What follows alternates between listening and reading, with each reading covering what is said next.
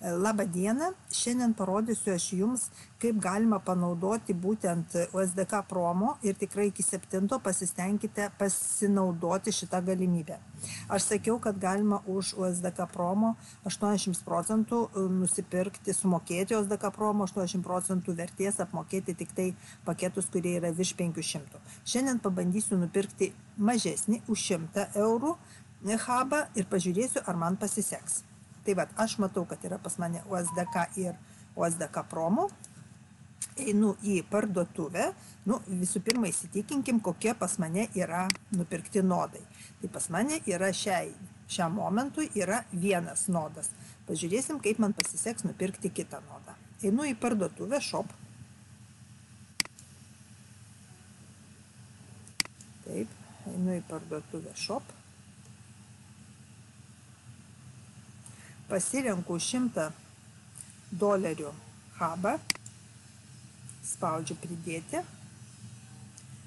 Pas mane krepšelyje jau yra pridėta prekė, einu toliau, apmokėti. Ir čia vat matote, pas mane atsiranda, kad aš galiu panaudoti USDK. Pas mane atsiranda, kad aš galiu dar panaudoti į USDK promo. Tai čia susirašau savo visus rekvizitus, to, ko manęs prašo. Taip, suvedu duomenis, suvedu, uždedu varnelę ir pažiūrėsim, kaip man nusipirks, ar pavyks nusipirkti, ar kažko aš nepanaudojau. Turbūt reikia dar ir šitos panaudoti, taip. Paspaudžiu, kad panaudoti dar ir USDK promo, nes uždėjau tik tai, kad USDK ir dabar bandau pirkti. Man atnaujinti nebūtina. Atnaujina puslapį ir man rašo, kad aš taip suprantu, kad pas mane nusipirko. Einam patikrinti, pasižiūrėkim, ar tikrai nusipirko. Atnaujinu dabartis Nodek puslapį, pasižiūrim.